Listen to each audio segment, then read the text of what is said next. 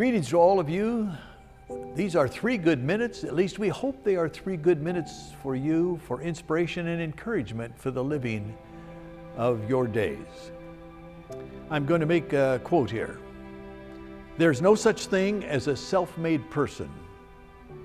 We are made up of thousands of others. Everyone who has ever done a kind deed for us or spoken one word of encouragement to us has entered into the makeup of our character and of our thoughts. George Matthew Adams said that.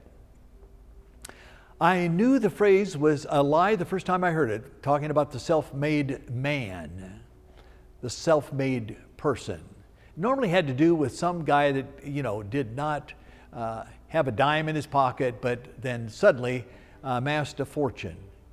Or it could have to do with someone who had a hideous upbringing, but turned out to be a very good person and in very high places. Actually, someone one time gave me a list of 300 leaders in the world, and he pointed out the fact that they were orphans or, in reality, virtual orphans by neglect of their parents.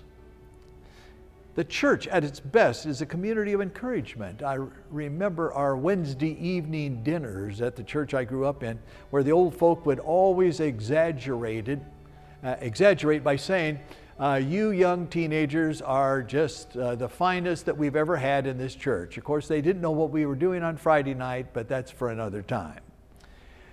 People who have faith in you, no matter what, are some of the most inspiring people in the world and make the difference.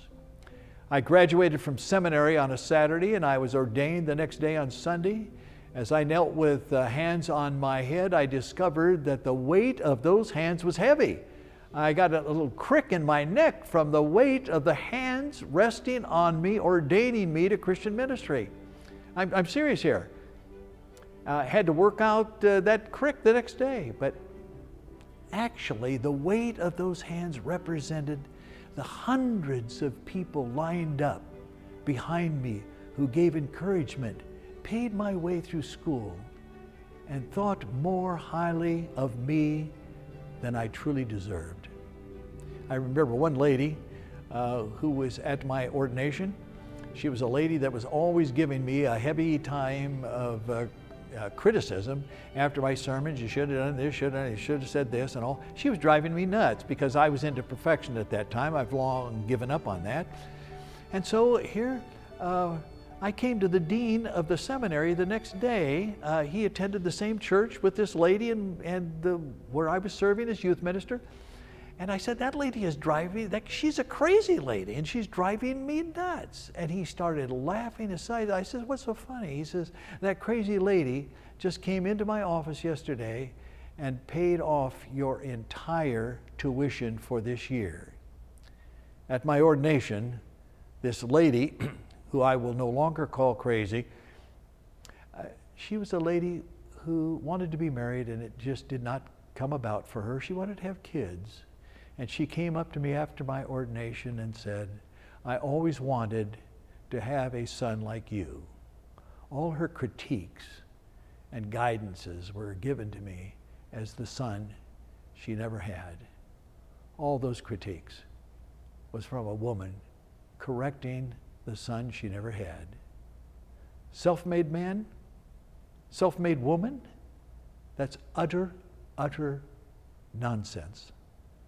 Our lives are dependent on the hundreds of people who give us affirmation, people who invisibly stand behind us.